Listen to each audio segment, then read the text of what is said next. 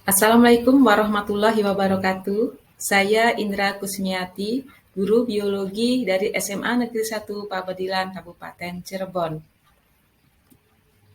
Kali ini saya akan menjelaskan mengenai sistem gerak, yaitu pelajaran biologi di kelas 11 semester dasar. Nah, sistem gerak ini meliputi bagian tulang dan bagian otot. Nah, untuk tulang ini merupakan alat gerak pasif. Alat gerak pasif ini meliputi bagian rangka skelet atau yang sering disebut dengan skeleton, dan tulang dihubungkan oleh bagian persendian. Nah, untuk rangka atau istilah lain dari skeleton ini meliputi dua bagian, yaitu skeleton aksial dan yang kedua skeleton apitikular. Nah, untuk skeleton aksial ini meliputi bagian tengkorak, bagian tulang belakang, bagian tulang dada, dan yang keempat, bagian tulang rusuk. Sedangkan untuk skeleton apendikular ini meliputi bagian gelang panggul, kemudian gelang bahu, kemudian anggota gerak bawah, dan anggota gerak atas. Nah, tulang ini dihubungkan oleh suatu persendian.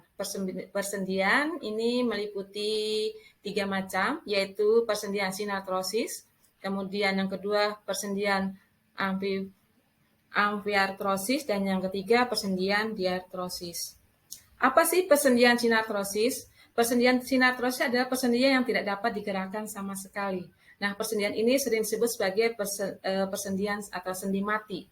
Nah, sinartrosis dibagi menjadi dua bagian, yaitu sinartrosis sinfibrosis dan sinartrosis sinkondrosis. Apa sih yang bisa dimaksud dengan sinartrosis sinfibrosis?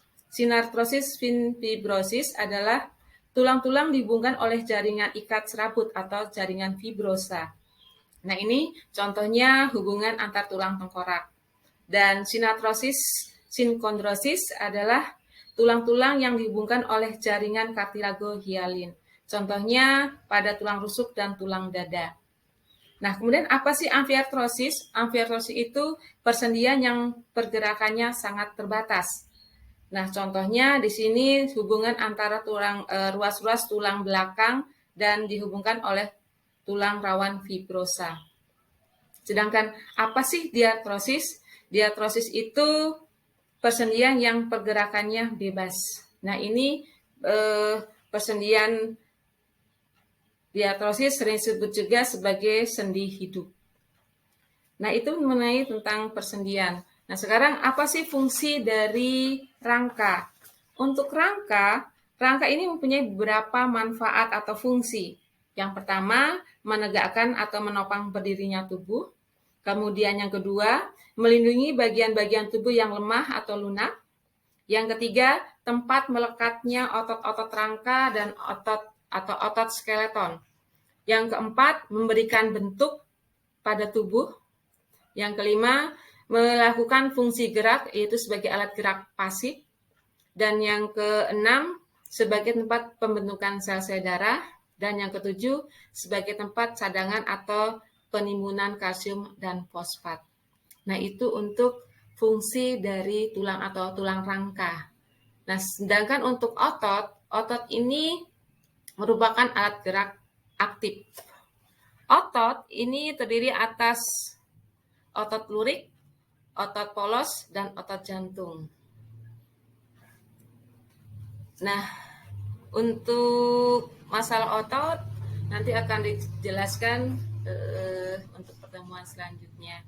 Kira-kira itu saja mengenai pertemuan kali ini. Saya hanya menjelaskan beberapa manfaat dari tulang dan peranan otot sebagai alat gerak aktif. Itu saja. Semoga apa yang sudah saya sampaikan bermanfaat. Terima kasih. Wabillahi taufiq wal hidayah. Assalamualaikum warahmatullahi wabarakatuh.